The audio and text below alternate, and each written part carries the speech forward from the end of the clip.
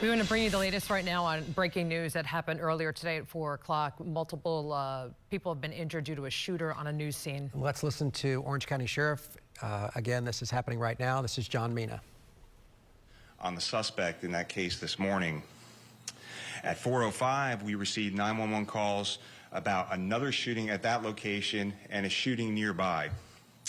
On Hialeah Street, deputies located two men who had been shot in or near a vehicle. They are a News 13 reporter and photographer who were on the scene to cover the homicide from this morning.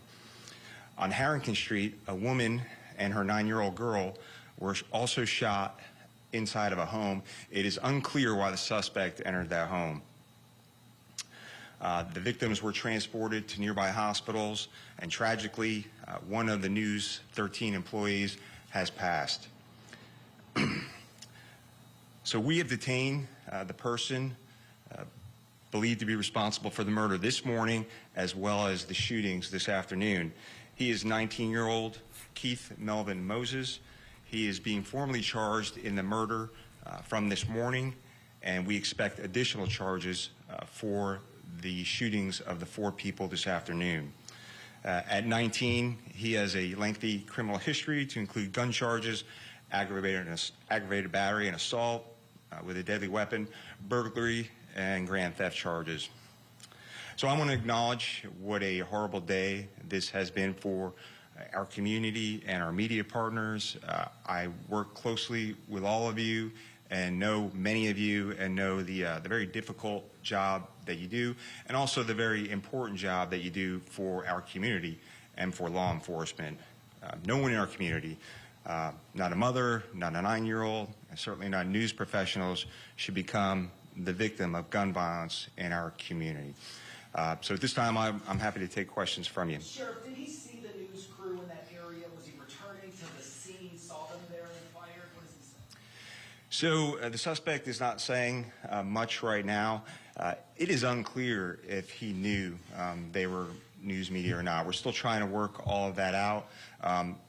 That vehicle was almost exactly in the same spot as the vehicle was from the homicide this morning. So it's unclear why exactly they were targeted, and certainly we're going to look into that, and we will definitely let you know. How's his child doing? So still in critical condition, and we'll notify you of the outcome soon. Do we know if the shootings were connected? So yeah. So the shooting this morning, the 2 shootings of the 2 news reporters, and the shooting of the mother and the 9-year-old child are all connected. The same suspect, Mr. Moses, is responsible for all those shootings. He's been charged, formally charged, in the murder this morning, and we expect charges soon on all of the other victims. Do you know if he was targeting them because they were a news crew? He saw them going on TV, talking about a crime he's being accused of. Was this news crew targeted? It's hard to know if he was targeting this news crew. Again, that'll be all part of our investigation. I was out there at the scene.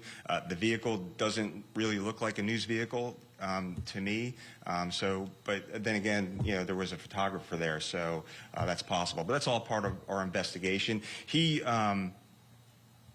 was an acquaintance of the woman this morning, but as far as we know, had no connection to the reporters and no connection to the mother and a 9-year-old, and we're unknown. We don't know why he entered that home. How many shots were fired into the vehicle? I don't have the information on how many shots were fired at this time. Does it speak to a larger picture of media and safety and violence towards media within the last few years? You as the sheriff, do you find that extra concerning, even investigating the possibility? So in this area, we have not had any violence against our media partners, but certainly we have seen that around the nation and around the world. So that's something we're definitely going to be taking a look at and see if we can put the pieces together and see why this happened. Are there any indications that perhaps the suspect thought he may have been targeting law enforcement? I know sometimes our vehicles look very similar, especially if they're unmarked Fords. Any indications of that? So again, the vehicle didn't look like a typical news vehicle with a lot of markings on it. It's possible that he could have mistaken them for law enforcement. I just don't know at this time. Like I said, there was a photographer there, and both were in or near the vehicle, so you really don't know what was in the mind of this suspect.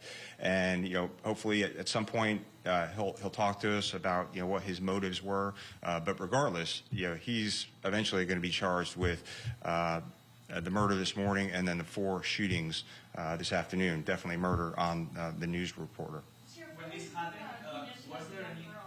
What now? What's the condition of the woman and the young girl? So right now, critical condition and at the hospital. When this happened, was there any agent from Orange County investigating the prior murder? No, so we had cleared the scene. The prior homicide happened at 11 o'clock in the morning. It happened in a vehicle. That vehicle was towed for processing. Detectives had already done their canvass of the neighborhood and had cleared the scene, and were out actually following leads on this suspect, Moses, because they quickly developed him as a suspect in this case. Sheriff, did you know that he was the suspect you were looking for the earlier murder before he returned to that area? Yeah, that's unclear at this time. He was detained and arrested near that area right after the 2 shootings. Very good description was given out. Deputies located him in the exact same clothes that he was wearing during the shootings. And once they did detain him, homicide detectives who were familiar with him from the previous case said, yeah, that's our same guy from the earlier homicide.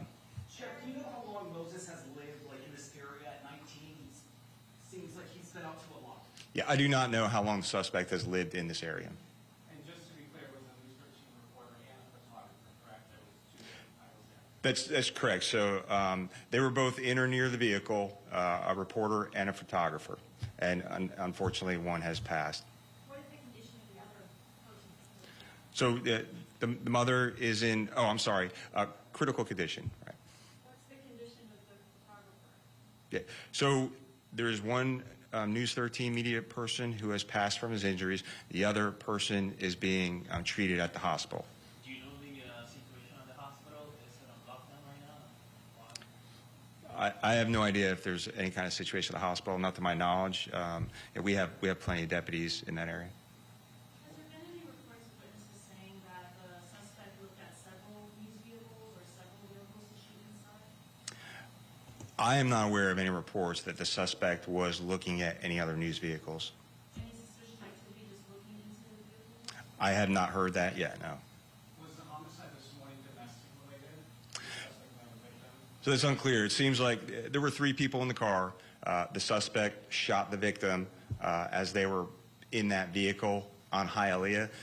So I'm assuming they were acquaintances. We just don't know the exact relationship at this point. Okay, so tragically, we have just learned that the 9-year-old has also succumbed to her injuries.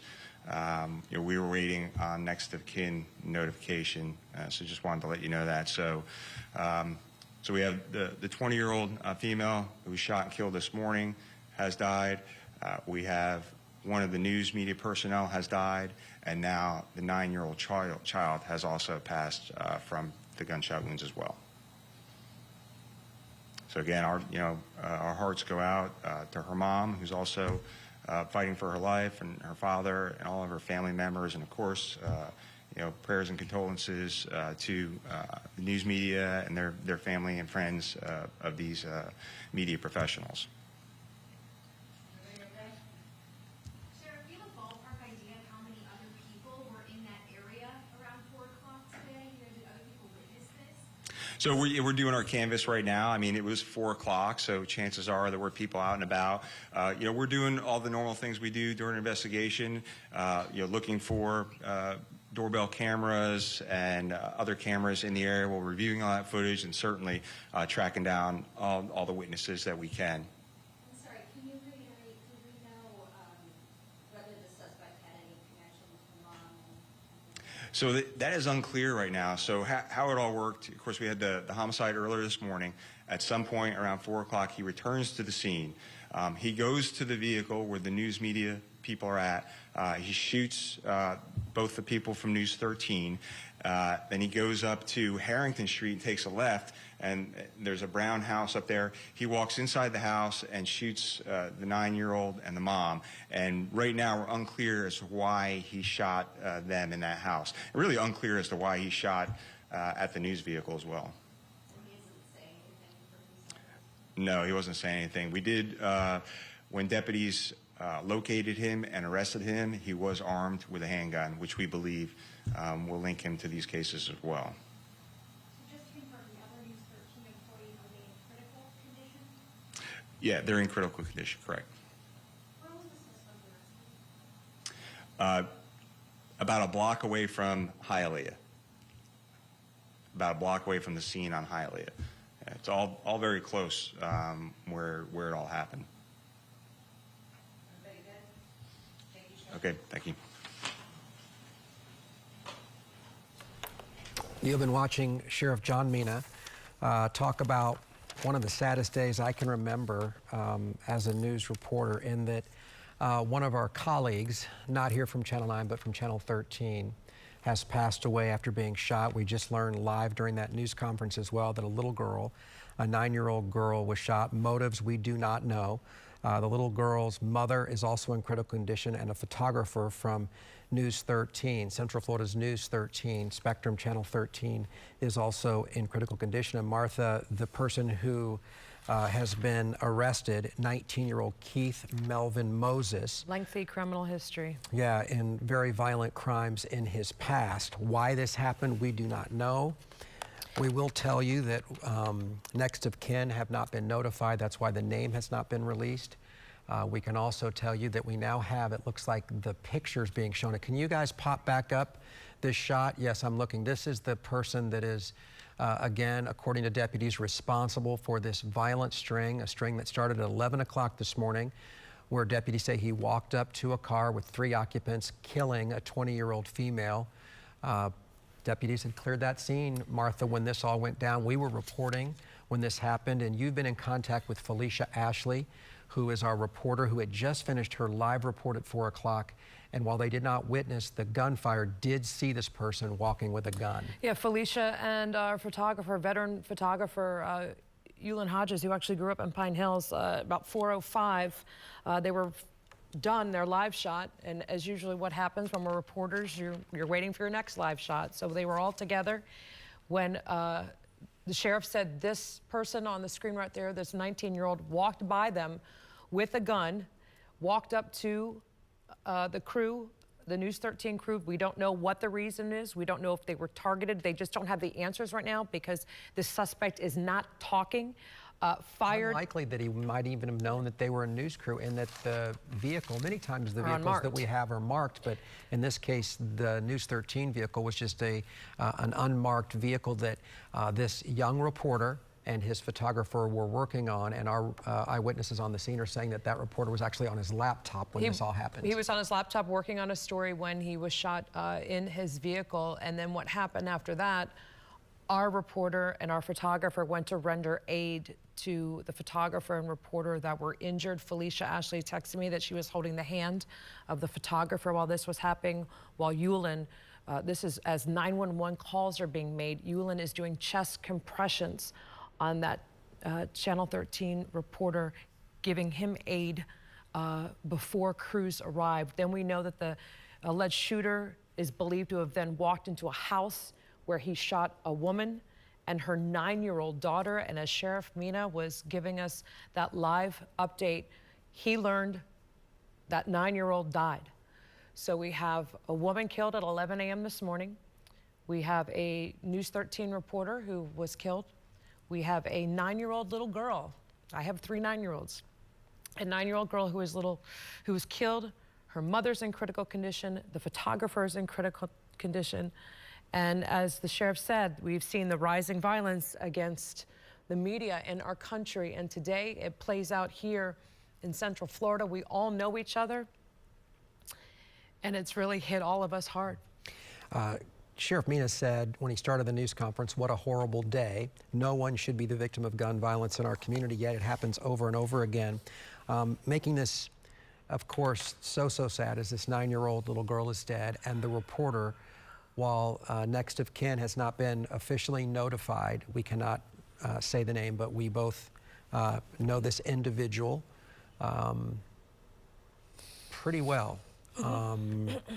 And so this is going to be something that's going to hurt for a long time, no matter the motive or this, again, this is the suspect, whatever the motive that this person had, whoever did this. And again, they think they got the guy because they found him with the gun when he was arrested, not far from the scene, wearing the same clothes. No matter what the motive, it doesn't make sense. This is just another example of gun violence in the Central Florida community, and it's a horrible day, and we've had some bad days, and Sheriff Mina's been front and center for those. For us in the news media, we've covered that. Martha, I know that you and I both have, but this one, because this person who is dead, We know. and full of life, full of energy, full of enthusiasm, and we will certainly talk about the victims tonight further on WFTV tonight at 10 and 11. So stay with us for that. We'll continue to try to figure this day out, make sense of it, and also we want to make sure we honor those who were killed today by an act that is so senseless. It's happening over and over and over again in our community. Broad daylight, our friends just doing their jobs at 4 o'clock in the afternoon when this happens. So I don't know if we'll ever be able to make sense of this, but this person is now locked up, accused of a horrific crime that happened this morning. Members of our community injured, members of our media team injured, and now families are left to grieve of the aftermath of what happened this afternoon. So what can you do if you're a person that prays? This would probably be a good time, because we have right now 2 people in critical condition. Again, that we don't want to see anything added to this death toll. The death toll now at, 3. again, 3, with the 20-year-old in their 20s that was originally shot this morning at 11. And I will tell you this, a young reporter and now a 9-year-old little girl dead, her mother clinging to life in critical condition, and the photographer, the news photographer, is also in critical condition at ORMC. We'll have the latest on this tonight. And again, we wanted to bring this news conference to you. This is one of those days, again, as John Mina said, what a horrible day. And it certainly was. We'll see you tonight at 10.